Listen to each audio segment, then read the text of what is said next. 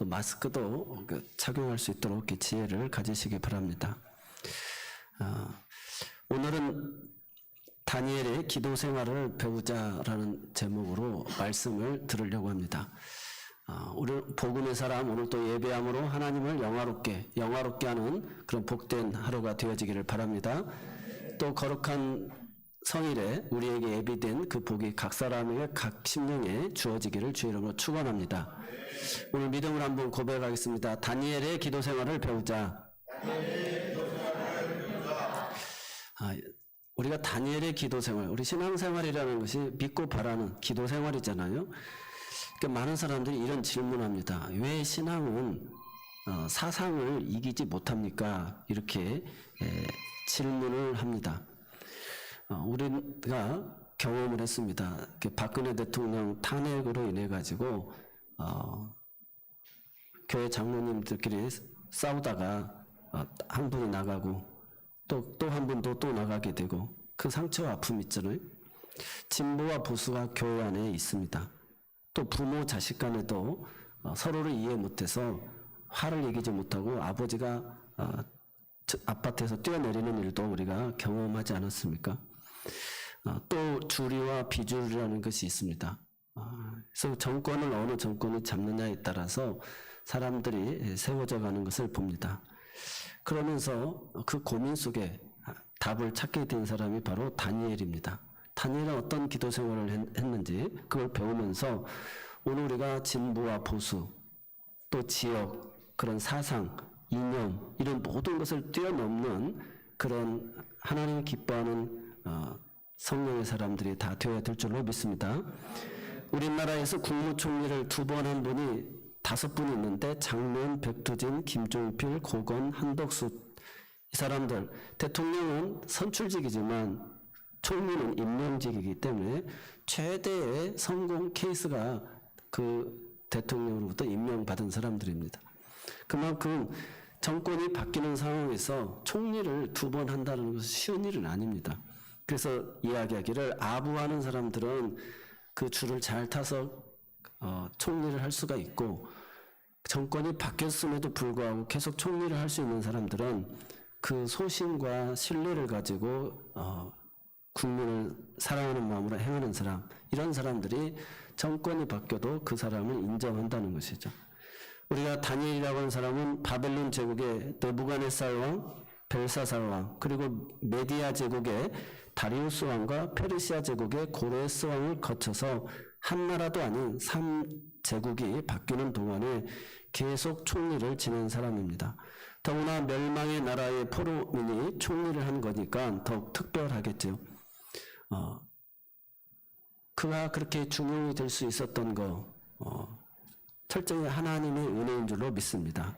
그래서 다니엘은 하나님께서 이야기하시기를 크게 하나님께 은총을 입은 자여라고 이야기합니다. 오늘 우리가 다니엘처럼 기도 생활을 잘하게 되어지면 크게 은총을 입어서 어떤 정권이 와도 어떤 상황이 이루어지고 내가 진보에 있던 보수에 있던 내가 기득권에 있던 노동자의 편에 있던 때때는 비주류에 있던 어떤 상황과 환경 속에서도 오늘 우리가 그렇게 크게 은총을 입은 정말 복 있는 사람이 되어지는 줄로 믿습니다. 여러분 우리가 유럽의 역사를 이렇게 배우게 되어지면요 민주주의라는 것을 한번 이렇게 살펴봤어요. 프랑스의 아키텐 공작이자 푸아틴의 백작인 기욤 10세의 자녀 중에 엘레오노르라고 하는 딸이 태어납니다. 1122년에 태어났어요. 그때 이 유럽에 있어서 최고의 신부감입니다.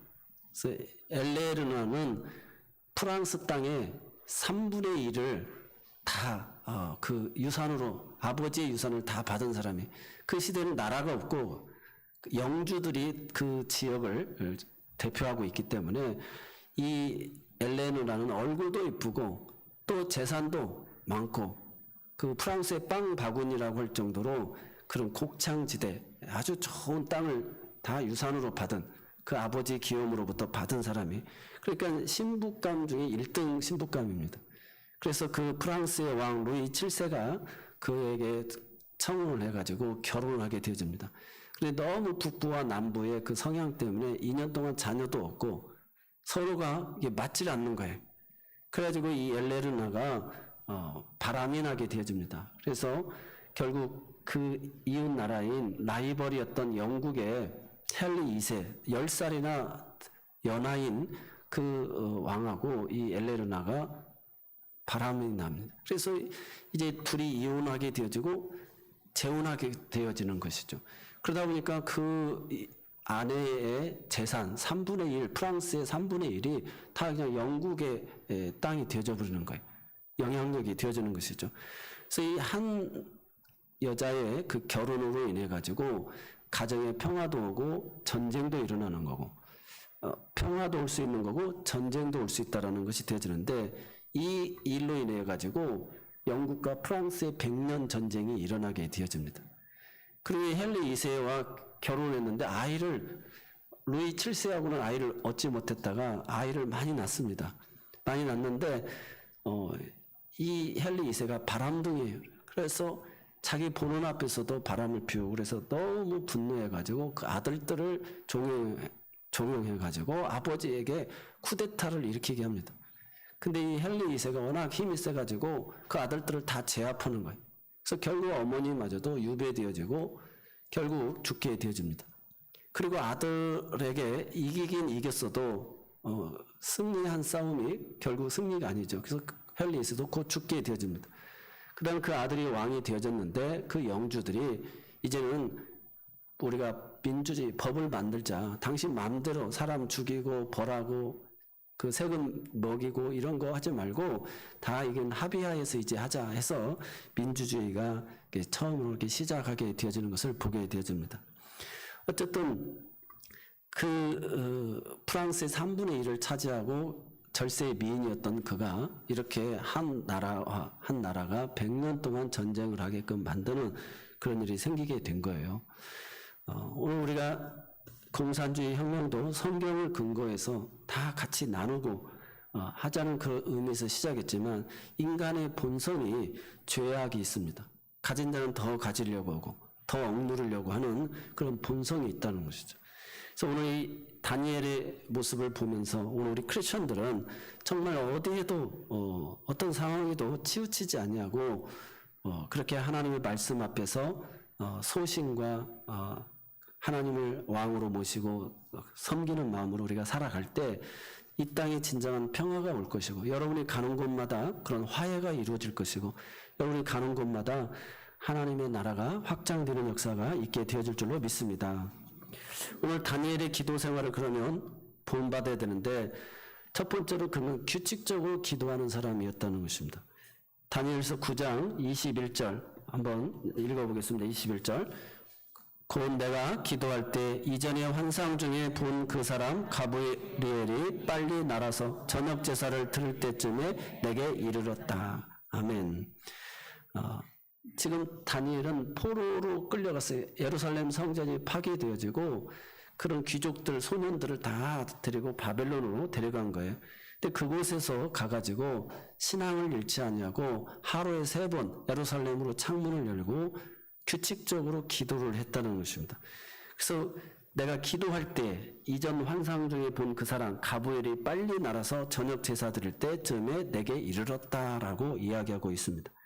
다니엘서 6장 10절에도 보니까 다니엘이 조서의 왕의 도장이 찍힌 것을 알고도 자기 집에 돌아가서는 윗방에 올라가 예루살렘으로 향하는 창문을 열고 전에 하던 대로 하루 3번씩 무릎을 꿇고 기도하며 그의 하나님께 감사하였더라. 여러분, 오늘 우리가 항상 기뻐하라, 쉬지 말고 기도하라, 범사에 감사하라고 그랬잖아요. 이게 하나님이 우리를 향한 뜻이라는 거예요.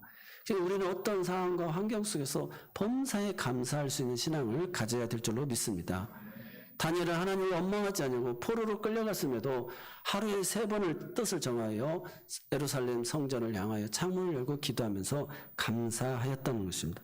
신앙은 이렇게 규칙적이고 지속적인 습관을 통해서 성장하게 되어지는 줄로 믿습니다. 그래서 기도는 지속적이어야 됩니다. 그래서 우리의 영혼의 호흡이라고 이야기하고 있어요. 숨을 쉬지 않고 어떻게 영이 살 수 있겠습니까? 숨을 쉬고 있는 것과 아닌 것의 차이는 매우 명확합니다. 다니엘은 그렇게 영원히 산 사람. 그래서 규칙적으로 기도했다. 그래서 우리가 호흡은 규칙적으로 계속 하잖아요. 그렇듯이 기도가 그렇게 규칙적으로 돼야 되고, 내가 또 하나님 앞에 그런 감사의 삶이 늘 규칙적으로 돼요. 우리가 건강을 잃어버렸을 때 감사하고도, 가족을 잃어버렸을 때 가족의 소중함을 알고, 우리가 내가 일상이 이렇게 귀한 것을 모르고 코로나 때 단절되었을 때 일상이 이렇게 귀하다는 걸 다 깨달았지 않습니까? 그래서 우리가 하나님 앞에서 이렇게 규칙적으로 늘 감사하는 삶을 살아야 될 줄로 믿습니다. 두 번째로는 다니엘은 이렇게 초자연적인 기도의 능력을 구하는 사람이었어요. 우리가 다니엘서 2장에 보면 느부갓네살 왕이 꿈을 꿉니다. 근데 너무 나라의 장래를 생각하다가 꿈을 꿨는데 너무 신기한 꿈을 꾼 거예요. 가지고 그 나라의 박사들, 술객들, 지혜 있는 자들을 다 불러서 내가 꾼 꿈이 무슨 꿈을 꾸었고 그 꿈의 징조는 어떤 뜻인지 해석을 하라고 합니다. 아니 왕이시여, 신과 함께 하지 않는 이상 그거 왕이 무슨 꿈을 꿨는지 그것까지 맞추는 사람은 없습니다. 꿈꾼 이야기를 우리에게 해주십시오. 그럼 우리가 해몽을 해보겠습니다. 이렇게 이야기합니다. 아니다. 그것은 다 누구나 다 할 수 있는 것이지, 내가 너무 정말 그 신기한 너무 몽조가 있는 꿈을 꿨다는 거예요. 그래서 정말 그 뜻을 알고 싶은 거예요. 그래가지고 그동안 이렇게 꿈을 해몽하지 못하면 너희들은 술객, 박사, 지혜자 다 이들을 죽여버리겠다라고 이야기합니다. 그래서 그 아리옥이라고 하는 군대 장관을 통해 가지고 이 이야기를 하지 아니하면 다 목을 베라고 이렇게 이야기합니다. 그래서 그동안 술객, 박사, 지혜자 노릇했던 사람들, 이런 사람들을 갑자기 다 죽여야 될 상황에 이르게 된 거예요. 그 소식을 다니엘이 듣고 다니엘도 죽을 그런 상황이 있게 되어진 것이죠. 그래서 그 아리옥에게 지금 왕이 뭐가 그렇게 급하십니까? 그 해석을 제가 이야기해 드리겠습니다. 설명하겠다고. 그래서 그 사형을 시키려고 하는 것을 멈추십시오. 그리고 사드락, 메삭, 아벳노와 함께 기도를 부탁하고 하나님 앞에 기도합니다. 그때 하나님께서 느부갓네살 왕이 꾼 꿈에 대해서 당신이 이런 꿈을 꾸었고 그 꿈의 해석은 이렇습니다라고 다니엘서 2장에 보면 설명이 됩니다. 다니엘서 2장 18절에 하늘에 계신 하나님이 이 은밀한 일에 대하여 불쌍히 여기사 다니엘과 친구들이 바벨론의 다른 지혜자들과 함께 죽임을 당하지 않게 하기를 그들로 하여금 구하게 하니라. 그래서 당신이 꾼 꿈은 큰 평지에서 금신상 큰 것을 보았는데 그 머리는 금이고 또 가슴과 팔은 은이고 배와 넓적다리는 노치고 그 다음에 이 종아리는 철로 되어 있습니다. 그리고 그 발은 철과 진흙으로 이렇게 발가락이 이렇게 섞여 있습니다라고 설명합니다. 그래서 자기가 꾼 꿈을 이야기해 주는 거예요. 맞았다 신기한 거죠. 그 해석은 지금 그 왕께서 장래에 어떻게 되어질지 나라의 장래를 걱정하고 있을 때 하나님이 이 꿈을 가르쳐 주신 것입니다. 지금 왕은 이 느부갓네살 왕은 지금 금과 같이 가장 황금기를 살아가고 있습니다.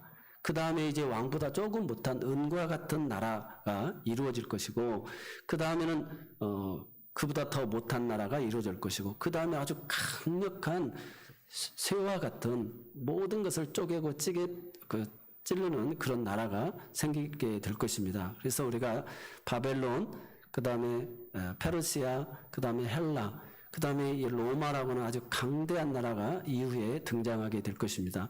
그런데 그 로마가 쇠와 진흙으로 섞여 있는 것처럼 그 나라가 나뉘어질 것입니다. 그래서 동로마, 서로마로 이렇게 나누어지는, 그래서 장래에 되어질 일을 아주 재해석을 합니다. 그런데 하나의 뜨임돌이 나타나가지고 그 금신상을 깨트려 버립니다. 그러니까 아주 그런 작은 돌들이 갑자기 쌓여가지고 온 천하를 다 덮습니다.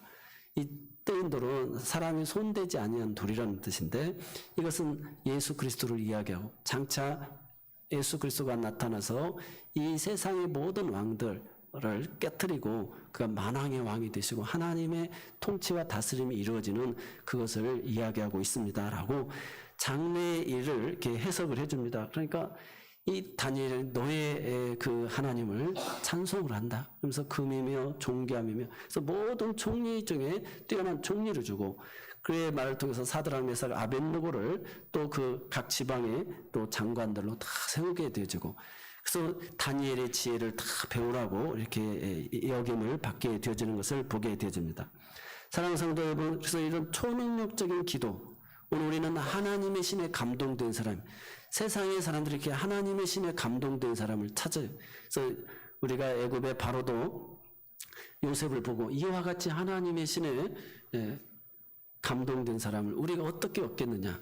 그래서 7년 풍년과 7년 흉년을 알아맞히게 되어지고 하잖아요. 그래서 모든 권한을 자리만 높을 뿐이지 그에게 주었던 것을 보게 되어집니다.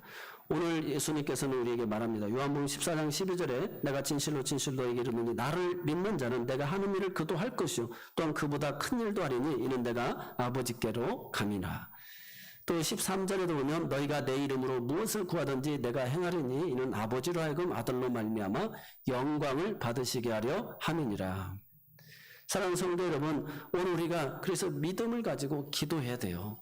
우리는 그래서 어떻게 보면 저 사람은 배 아프게 그냥 남편도 잘 만나고 잘 되고 자식도 다 잘 되는 것 같았잖아요. 근데 그 본인의 앞에 보니까 그 부모들이 기도가 많이 쌓았고 그 조상들이 그런 수고 헌신이 있어서 그 자녀들이 복을 누린다는 거예요. 그럼 나도 내가 내 자녀를 위해서 헌신하고 기도로 쌓고 충성하면 내 자녀들이 그런 복을 또 누리게 되어지는 것입니다. 그리고 우리가 이런 긍정적인 마인드를 가지고 하나님 앞에 기도해야 될 줄로 믿습니다. 그래서 축복하는 자에겐 그 축복이, 저주하는 자에겐 그 저주가 간다는 거예요. 배 아파하지 말고 축복해 줄 때, 원수를 위해서 핍박하는 자를 위해서 기도해 줄 때 그 복이 우리에게 오게 되어져 있다는 거예요. 잘해주는 사람한테 잘하는 건 세상 모든 사람도 한다는 거예요. 그러나 오늘 예수님은 우리를 위해서 그렇게 제자된 오늘 우리들이 원수를 향하여서 핍박하는 자를 위해서 기도해 주는 것, 그 사람에게 상급이 있다는 것입니다. 전도한다는 게 얼마나 어렵습니까? 우리가 기관 목장 예배로 올해 코로나 겪고 나서 처음 소통하게 되어져서 식사도 하고 이제 찬양대회도 뒤에로 미루고 그래서 각 기관별 목장 예배도 드립니다. 그래서 어떻든지 이렇게 목장을 통해서 참 그동안 소통하고 서로 우리가 하나님과 사람 앞에서 이웃사랑을 내 몸처럼 이렇게 사랑하는 것이죠. 그런데 경기도 어렵고 먹고 살기도 힘들고 자기 주장과 의견이 40-50년을 살아온 사람들이 갑자기 바꾸고 죄인이라고 인정하고 하나님을 의지하라는 얘기를 들을 때 쉽게 받아들여지지 않습니다. 늘 새벽 기도하고 늘 예배하는 사람인데 왜 싸우냐고. 네. 그래서 새벽 기도하는 장로님들끼리 싸우니까 아니 새벽에 도대체 무슨 기도를 드리는지 모르겠다고. 우리의 설득력이나 우리의 정성 가지고는 되지 않습니다. 하나님의 초자연적인 능력이 있을 때 용서가 되고 사랑하게 되고 궁휼하게 되어지는 줄로 믿습니다. 정말 전도하는 교회가 되고 전도하는 성도가 되기를 원한다면 기도해야 된다는 거예요. 그래서 불쌍히 여기는 마음, 궁휼히 여기는 마음을 하나님 앞에 달라고 기도해야 될 줄로 믿습니다. 우리가 하나님 기뻐하는 교회 어떤 교회입니까? 가정 같은 교회, 교회 같은 가정이에요. 왜냐? 죄로 인하여 가정이 깨어졌기 때문에 하나님이 세우신 가정, 다시 오는 예수님을 통해서 죄의 문제를 해결해서 가정을 회복시키시기 원하심입니다. 가정이 깨어지니까 저출산으로 우리나라가 망하게 되었잖아요. 부모가 행복하게 살아야 자녀들도 결혼하고 싶고 자녀를 낳고 싶은데 부모가 행복하지 않는 거예요. 그러니까 자녀들을 결혼하지 않으려고 하고 자녀를 안 낳으려는 거예요. 나라가 망하게 되어 있습니다. 오늘 우리가 이 가정을 세워간다는 것도 얼마나 어려운데 거기에다가 우리는 주님이 너희는 평신도가 아니라 사도행전을 통해서 보니까 다 예수의 제자라는 거예요. 그리스도의 장성한 분량에까지 다 닮아가야 된다는 거예요. 아니면 그냥 큰 교회 가서 편안하게 그냥 묻어가면서 그렇게 그냥 내 신앙만 지키고 살아가고 싶은데 그렇게 되지 말고 다 제자가 되라는 거예요. 그래서 모든 족속으로 제자를 삼고 아버지 아들과 성령 이름으로 세례를 주고 내가 너희에게 분반 모든 것을 가르쳐 지키게 하라는 거야. 아이고 편하게 살아야 되는데 굳이 내가 신앙생활 이렇게 희생하면서 마음 안 드는 사람이랑 용납하면서 내 야심과 꿈을 버리고 주를 위해서 살아야 되나? 이런 소원을 하나님이 심어주어서 초자연적 능력을 주시지 않으면 오늘 우리가 그렇게 살아갈 수가 없다는 거예요. 그래서 모양이라도 흉내내다 보면 우리가 경건의 모양은 있으나 능력은 없다고 포기하지 마시고, 그래도 내가 경건의 모양을 갖추려고 하고 그리스도를 닮아가려고 하고 그리스도의 제자가 되려고 하고 그래도 주님 뜻대로 살아가려고 늘 나를 쳐서 복종시키며 시인하며 이렇게 하다 보면 어느덧 그렇게 내 모습이 예수님 닮은 자리에 이르게 되어지는 줄로 믿습니다. 그래서 아버지 저들의 죄를 용서해 주옵소서. 자기들이 하는 죄를 알지 못함입니다. 그래서 사람이 사랑하는 형제를, 사랑하는 이들을 그렇게 용납할 수 있게 되지. 그래서 우리가 다 상처가 가장 가까운 사람들로부터 얻지 않습니까? 자녀를 양육하는 데 있어서 얼마나 힘듭니까? 요즘 MZ 세대들이 결혼 등 기본 가치관들이 다 흔들립니다. 우리가 생각하는 시대하고 틀려요. 쉽게 담배 피고 여학생들이 교회 통로 옆에서 이렇게 담배를 피고, 전에는 그렇게 숨어서 피웠는데 아주 당당하게 핍니다. 이런 사회적 영향에서 우리 아이들을 보호한다는 거, TV도 못 보게 하고 휴대폰도 안 사주고 학교도 기독교 대안학교 보내고 뭐 여러 가지 신경을 다 쓰지만, 그러나 그들이 고등학교 졸업하고 대학 가게 되어지고 그런 세상의 악한 문화와 함께 살아가게 될 때 격리되어 살아갈 수가 없다는 것입니다. 그래서 내가 우리 아이가 누구를 만날지 어떻게 살아갈지 알 수가 없는 거예요. 좋은 학교 학원 보내서 보낼 수는 있지만 이기적인 자녀는 만들 수 있을지 모르지만 하나님이 원하시고 하나님의 소원을 풀어드리는 자녀로 만든다는 것은 정말로 어렵다는 것입니다. 그래서 겨우 그냥 부모님 살아계실 때 예배 드리고 신앙생활하고 그런 사람들이 있어요. 그래서 부모님 마음 편하게 해드리려고 하는 경우가 있다는 것입니다. 그래서 오늘 초자연적인 기도, 우리 하나님은 나의 기도를 나이아라 폭포처럼 이렇게 쌓아놓고 반드시 하나님의 때 응답해 주신다는 사실을 기억하면서 변하지 않을 것 같은 자녀를 향해서도 남편을 향해서도 우리가 이 믿음의 기도를 드려야 될 줄로 믿습니다. 세 번째로 다니엘에게서 우리가 신앙의 기도 생활에 본받을 것은 성경을 묵상하며 기도했다는 것이죠.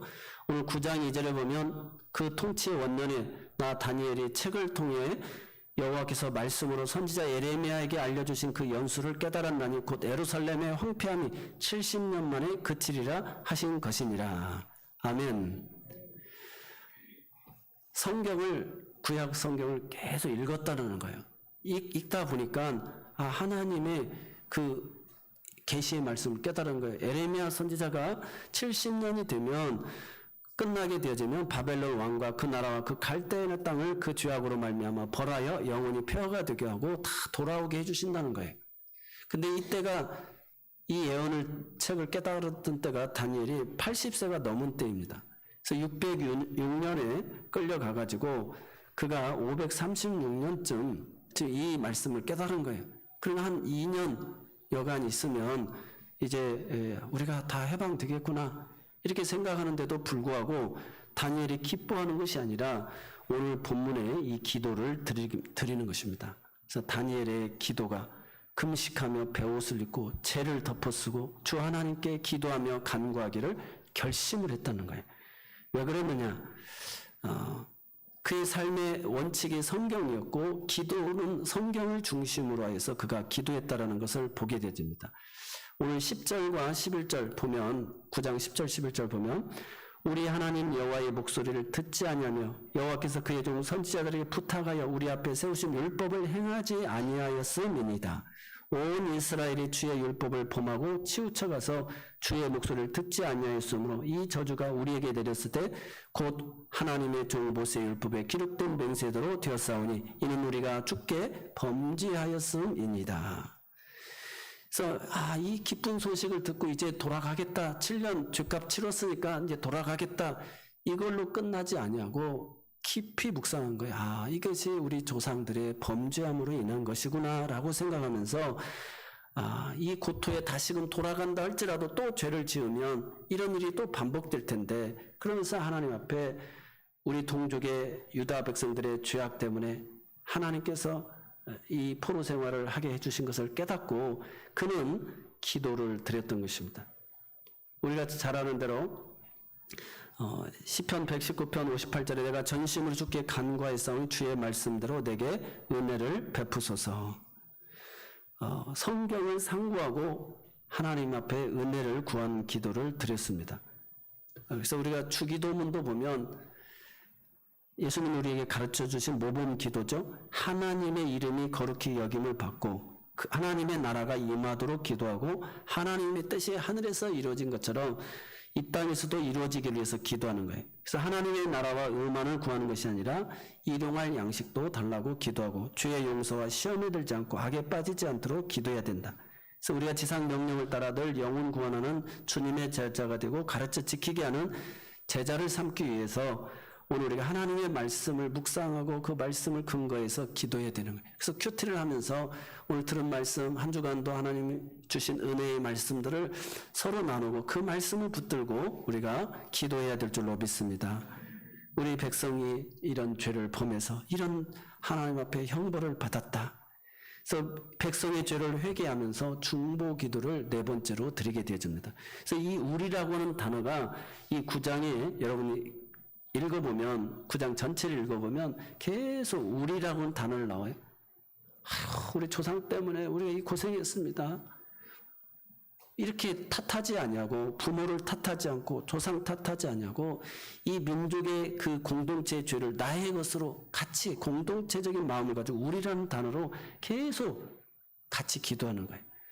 우리가 여야를 비판하고 누구를 지탄하고 비판하지 말고 하나님 이 나라 이 민족의 이 공동체적인 마음을 가지고 우리의 죄를 정죄하고 판단하고 헤아리고 용납하지 못하고 관용하지 못한 이런 죄들을 하나님 용서해달라고 이렇게 우리가 기도해야 될 줄로 믿습니다. 예레미야서 25장 11절로 11절에 보니까 이 모든 땅이 폐허가 되어 놀랄 일이 될 것이며 이 민족들은 70년 동안 바벨론 왕을 섬기리라.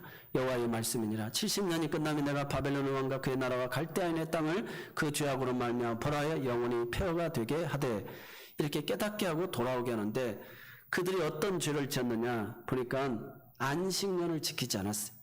하나님이 십계명을 주시면서 안식년을 지켜라. 6년 동안 열심히 힘써 일하고 1년은 땅을 좀 쉬게 하라 했는데 그들이 탐심이 많아가지고 이 좋은 땅을 왜 놀리냐 하면서 안식년을 지키질 않은 거예요.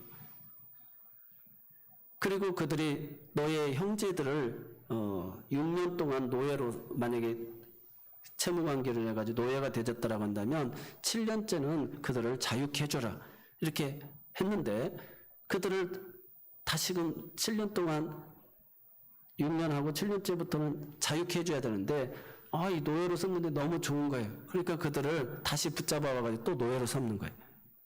그래서 이 죄의 벌을 에레미야 25장 그 내용을 보면 그렇게 나오고 있습니다. 그래서 그 죄값을 6년, 7년에 한 번씩 쉬어야 되는데 그 시간들을 하나님이 고스란히 70년을 그래서 그 죄값을 치르고 돌아오고 그 동족을 향하여서 노예로 삼은 거, 그들의 탐심. 그래서 사람이 탐심을 해결하려고 하면 어떻게 해결해야 되냐? 자족하는 은혜를 배워야 됩니다. 풍부에 처할 줄도 알고 가난에 처할 줄도 아나. 그래서 범사에 감수할 수 있는 신앙이 자족하는 신앙입니다. 그래서 모든 것이 가나 유익한 것이 아니다라고 바울 사도도 이야기하고 있습니다. 사랑하는 성도 여러분, 우리가 이 공동체 안에서 범죄하는 사람이 대표적인 사람이 아간입니다. 하나님께서 여리고성을 하루에 한 바퀴씩 돌고 땅을 다 정복한 다음에 이 싸움은 하나님의 싸움이고 하나님이 승리했다라고 하는 증표로 하나도 전리품을 취하지 말고 다 진멸해버리라고 그랬어요. 왕으로부터 물건 하나까지도 취하지 말라고 그랬는데 이 아간이라고 하는 사람이 우리가 잘 아는 대로 자기 장막에다가 신할산의 외투 한 벌과 은 200세겔과 또 50세겔 되는 금 한 덩어리를 몰래 감춰둔 거예요. 그래가지고 아이성은 작은 성이에요. 여리고에 비하면 게임도 안 돼요. 그래서 한 2, 3천 명만 가면 싸워 승리하겠습니다. 그래가지고 한 3천 명 보냈는데 아주 패배해가지고 36명이 죽게 되어져요. 그래가지고 여리고를 정복하고 승리했을 때 그 기쁨보다 패배로 인한 그 두려움이 이스라엘 공동체 전체에 깔리게 되어집니다. 그래서 이 전쟁은 하나님의 싸움이고 하나님이 승리케 하셨다라고 하는 걸 인정하라. 그 다음부터 전쟁에 승리하는 건 다 너희 전리품을 취하라고 하나님이 이야기했는데, 그래서 제비뽑기를 해가지고 그 족속, 그 아버지 해서 결국 아간이 뽑히게 되고 너의 죄를 고백하라라고 이야기할 때 내가 이런 죄를 범했습니다. 그래서 자기의 장막 안에 그걸 숨겨뒀다는 거예요. 그래서 오늘 우리가 교회 공동체 안에 주님이 머리고 우리는 그 몸에 이루고 있는 지체이고 없어서는 아니들 다 소중한 하나의 구성원들인데 부르심을 받은 형제 자매인데 나 한 사람의 이 범죄함이 결국 이런 공동체의 죽음을 가져다 줬다라는 것입니다. 다 이것이 나 때문입니다. 그래서 나라와 민족을 위해서 우리가 기도하고 이 아픔을 위해서 같이 기도하고 서로 여야가 서로를 존중하고 대화가 되게 해주시고 또 그런 지역 간의 갈등도 사라지고 저 남북이 갈려진 이때도 하나님 긍휼히 여겨달라고 그렇게 조국을 위해서 민족을 위해서 기도하고 또 우리 형제 자매들의 내가 누구도 아직도 보고 싶지 않고 용서하지 못하는 것이 있다면 하나님 내 안에 이런 분노가 아직도 쌓여 있습니다. 나를 다스려 달라고 불쌍히 여겨달라고 기도하는 오늘 우리가 되어야 될 줄로 믿습니다. 그래서 다니엘은 9장 3절로 4절 보니까 금식하고 베옷을 입고 죄를 무릅쓰고 주 하나님께 기도하며 간구하기를 결심했다는 거예요. 내 하나님 여호와께 기도하며 자복하여 이르기를 크시고 두려워할 주 하나님 주를 사랑하고 주의 계명을 지키는 자를 위하여 언약을 지키시고 인자를 베푸시는 이시여. 그러면서 세 가지 특징이 베옷을 입었고 그가 죄를 뒤집어 쓰고 금식을 했다는 것. 이 제사장들이 베옷을 입는데 제사 드릴 때는 땀을 흘려서는 안 된다는 거예요. 구속의 의미는 죄를 사함받는 것은 철저히 인간의 행위와 수고와 노력으로 되지 않는다는 거예요. 그래서 베옷을 입고 전적인 하나님의 은혜로 우리가 구원을 얻는다라는 뜻에서 베옷을 입고 죄를 완전히 다 타버린 죄 가운데 있는 거예요. 절망적인 상황이에요. 완전히 이스라엘 공동체가 망했다. 다 무너졌다. 그래서 우리가 이렇게 죄를 범해가지고 다시 돌아간들 그 땅이 다시 회복되기 어렵다는 거예요. 그래서 그 죄를 내 조상의 잘못을 내 죄로 알고 하나님 앞에 회개하고 철저히 나는 망한 존재입니다. 그래서 하나님의 은혜를 구하는 거예요. 그리고 금식을 했다라고 하는 것은 우리가 음식을 먹어야 힘을 얻고 살아갈 용기를 얻잖아요. 사람이 먹기 위해서 사는데 하면서 사람들이 살아가는데 우리가 먹기 위해서 사는 것이 아니라 하나님의 사명을 위해서 하나님의 영광을 위한 그 목적을 위해서 우리가 음식도 먹고 살아가는 줄로 믿습니다. 그래서 내가 힘을 얻을 수 있는 외부적인 모든 것을 다 포기하고 전적인 하나님의 은혜로 만나는 살 수밖에 없습니다. 주님 이 나라를 지키실 분은 하나님밖에 없습니다. 주님 내 자녀를 하나님만이 책임져 주십니다. 내 인생길을 책임져 주십니다. 그래서 철저한 이 다니엘의 금식 기도를 우리가 배우게 되어집니다. 오늘 사랑하는 성도 여러분, 오늘 이렇듯 중보 기도는 정말 자신의 죄와 이스라엘의 죄와 그래서 모든 그 민족의 죄를 우리라고 하는 이름으로 이렇게 반복하면서 5절로 10절, 9장 16절 계속해서 나옵니다. 오늘 우리 모두에게 다시금 이렇게 이웃을 향한 중보의 기도가 살아나야 될 줄로 믿습니다. 마지막으로 하나님의 영광을 위한 기도를 우리가 배울 수가 있습니다. 다니엘서 9장 18절 19절에 보니까 나의 하나님의 귀를 기울여 들으시며 눈을 떠서 우리의 황폐한 상황과 주의 이름을 일컫는 성을 보옵소서. 우리가 주 앞에 간과없는 것은 우리의 공의를 의지하여 하는 것이 아니요 주의 큰 긍휼을 의지하여 함이니이다. 예루살렘 성이 황폐했어요. 사람 다니질 않아요. 70년 동안을 농사를 안 지으니까 완전히 황량하다는 거예요. 그러니까 하나님 이스라엘을 택하신 이유가 어디에 있어요? 이스라엘을 택하여서 그 계명과 율례를 지킴으로 말미암아 이방 모든 나라 사람들에게 세계 모든 민족이 뛰어나고 복의 근원이 되게 하고 그래서 하나님께 영광을 돌려서 다른 많은 민족들도 다 구원하게 하시려는 게 하나님 뜻이거든요. 오늘 사랑하는 성도님, 우리들도 마찬가지입니다. 우리의 가정이, 우리의 자녀들이, 내가 하는 사업이, 또 우리 섬기는 교회 공동체가 하나님께 황량하여서 살아계신 하나님의 영광을 드러내지 못하고 있습니다. 하나님, 우리를 긍휼히 여겨 주옵소서. 다시금 하나님의 영광이 드러나는 교회가 되게 하여 주시고, 내 가정이 되게 하시고, 내 인생이 되고, 우리의 자녀들이 인생이 되어져서 오로지 하나님의 이름을 일컫는 영광이 나타나게 하여 주옵소서. 그래서 주의 성과 주의 백성이 주의 이름으로 다시금 일컬어지게 하여 달라고 이렇게 간절하게 기도하는 줄로 믿습니다. 마틴 루터가 종교개혁을 한참 하다가 그의 오른팔 역할을 하던 프레드릭 니코니우스라고 하는 친구가 죽을 병에 걸렸습니다. 그래서 너무 안타까워서 루터에게 미안하다고 편지를 씁니다. 그래서 루터가 내가 하나님의 이름을 명령한다. 내가 지금 교회 개혁을 위하여서 이 일을 행해야 되는데 너가 꼭 필요하다. 하나님께서 너를 살려줄 줄을 믿는다. 그렇게 믿음의 편지를 씁니다. 그때 그 편지를 읽을 수 있는 힘조차 없어서 옆에 사람이 읽어줬는데 니코니우스가 일어나게 되어집니다. 그래서 6년을 종교개혁을 같이 돕고 그가 하나님의 부르심을 받게 되어집니다. 사랑하는 성도 여러분, 내가 하나님의 영광을 위해서 지금 이 개혁을 행하고 있고, 내가 하나님의 영광을 위해서 우리 가정을 세워가고 있고, 이 기업을 행하고 있다. 그러니까 당신 살아있어야 된다고. 아버지 살아계셔야 된다고. 사랑 여보 살아있어야 된다고. 그래서 우리가 이렇게 믿음의 기도를 들 때 하나님이 살려주실 줄로 믿습니다. 에스겔서 36장 37절에 보면 에스겔에게도 포로로 끌려갔잖아요. 그래서 하나님이 다시금 다 회복시켜 주실 것을 이야기합니다. 근데 에스겔도 예레미야처럼 똑같이 그 기도를 드리는 거예요. 그러면서 다시금 사람들이 많아지고 다시금 성이 회복되어지고 그리고 말씀을 온전히 다시금 회복해가지고 돌아올 것이다. 죗값을 다 치르고 돌아올 거다. 그런데 그래도 구하여야 한다는 거예요. 아멘. 다니엘에게 하나님이 다 알려주셨지만 깨닫게 해주셨지만 그래도 하나님 앞에 이렇게 중보적 마음을 가지고 기도했다는 거예요. 오늘 하나님 우리에게 이렇게 이루어주기를 기도하는 오늘 우리 모두가 되어야 될 줄로 믿습니다.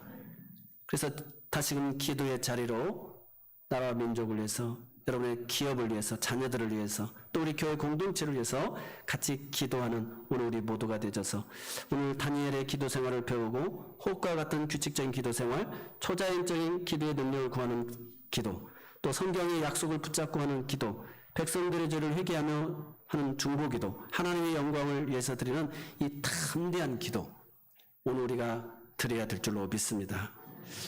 사랑하는 성도 여러분, 오늘 모든 문제는 내 안에 있음을 깨달으시기 바랍니다. 예수님께서 마태복음 16장 19절에 이 고백 위에 내 교회를 세우겠다고 천국의 열쇠를 줍니다. 그래서 내가 이 땅에서 매면 하늘에서도 매고 이 땅에서 풀면 하늘에서도 풀린다는 거예요. 다른 누구 때문이 아니라 네가 보이는 부모에게도 공경하지 못하고 어떻게 보이지 않는 하나님을 공경하고 보이는 형제에게도 너희가 사랑을 베풀지 못하고 어떻게 보이지 않는 형제를 사랑하겠느냐 이야기합니다. 이 땅에서 내가 용서가 돼야 되고 내가 용납이 되고 될 때 하늘에 또 이렇게 다 매이게 되고 하늘에서도 풀리게 되어진다는 이 비밀을 기억하시기 바랍니다. 그래서 오늘 이 다니엘의 기도가 다 회복되어지는 오늘 우리 모두가 되어지기를 주의 이름으로 축원합니다. 기도하겠습니다. 사랑의 하나님 감사합니다. 오늘 다니엘의 기도를 우리가 본받게 하여 주옵소서. 그래서 진보, 보수, 또 기득권, 또 노동자, 또 주류와 비주류, 또 여러 가지 그런 세대적 갈등과 그런 상황 속에서도 정말 이 기도를 드림으로 아버지 하나님, 오늘 우리가 어디를 가든지 소신 있게 쓰임받게 하여 주시고 하나님의 영광을 드러내며 생명과 평화를 만들어가는 그런 하나님의 사람들이 다 되게 하여 주옵소서. 예수님의 이름으로 모든 감사하며 기도드리옵나이다. 아멘.